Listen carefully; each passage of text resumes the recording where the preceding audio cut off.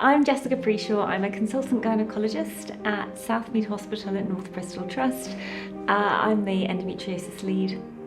I'm also lead for laparoscopic simulation training for the Severn Deanery. I'm just very aware that really because of COVID, surgical training across the board's really affected our trainees, and that's access to everything, including hysteroscopy. Also, actually, there's been a big shift in our activity from doing it under a general anaesthetic to doing it in our ambulatory suite. So that's potentially using either a vaginoscopic technique or using local anaesthetic, but in that situation you've got the patient that's awake.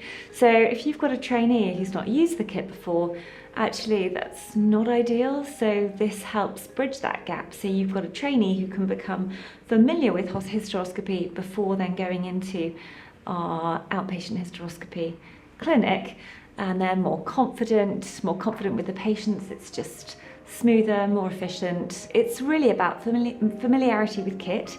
You're still having to navigate through that pathway, but what's nice about this is the ability to harness skills with operative hysteroscopy.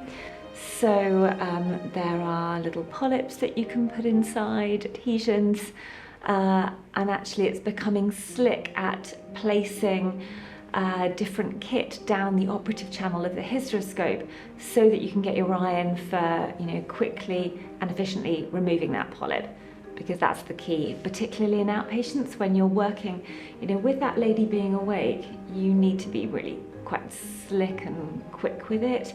You can't hang around, unless that means that trainees can get that skill here before then going to that clinic. This is far more about what hysteroscopy is, what that means for a trainee, tips that they can learn using some of the sort of basic operative instruments, and that's where this is perfect for this.